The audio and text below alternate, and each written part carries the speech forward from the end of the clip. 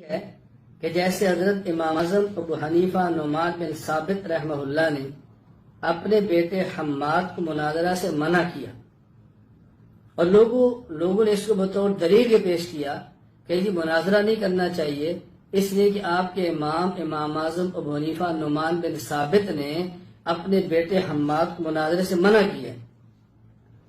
چنانچہ امام ابو المؤید موفق بن احمد الخارزمی المکی الحنفی وفات 568 ہجری، مناقب الامام الاعظم ابی حنیفہ رضی اللہ عنہ و اکرم، اس کے اندر ان نے پورا واقعہ تحریر فرمایا ہے کہ امام صاحب نے اپنے بیٹے حماد کو منع فرمایا۔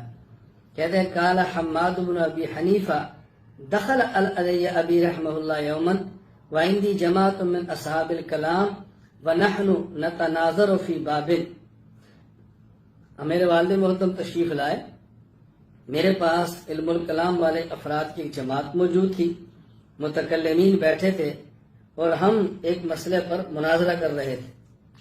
قد علت اصواتنا، ہماری آوازیں کافی بلند ہو گئی، اور فلما سمعت حس فی الدار خرجت الی، میں نے والد صاحب کے آنے کی آہٹ کو محسوس کیا تو میں ان کی طرف گیا۔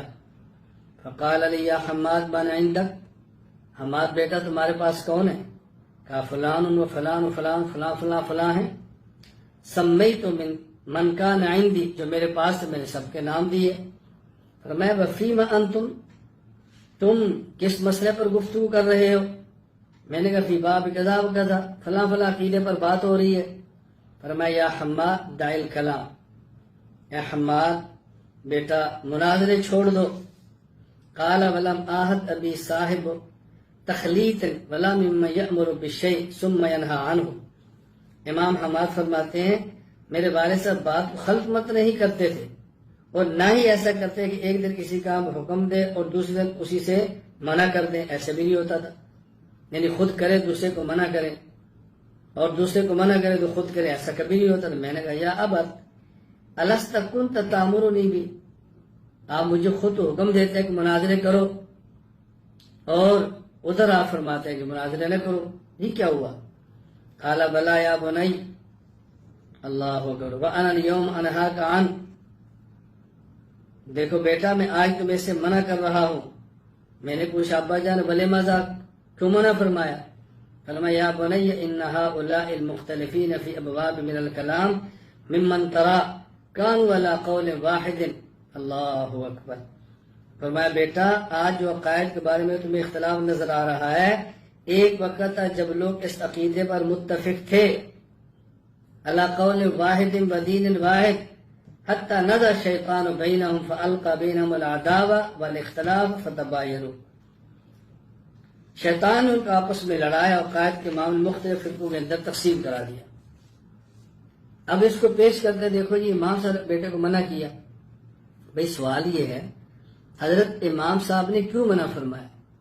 حضرت امام ابو حنیفہ رحمہ اللہ کے منع کرنے کا بنیادی مقصد یہ تھا کہ لوگ ایک عقیدے پر تھے، اہل حق تھے، شیطان آیا، اس نے اختلاف ڈالا، امت ٹکڑوں میں تقسیم ہو گئی۔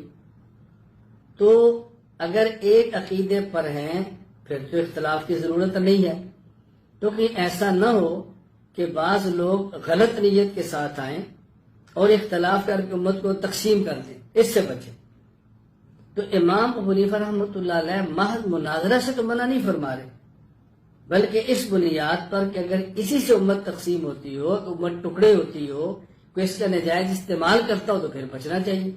اور ہم بار بار یہ بات کہہ چکے ہیں اور سورہ مناظرہ میں سمجھا چکے ہیں، مقصد امت کو اکٹھا کرنا ہے، توڑنا نہیں ہے۔ کوئی غلط بات کہتا ہے تو اس کا جواب دینا ہے، ورنہ اور اس کے علاوہ کو ہمارا مقصود نہیں۔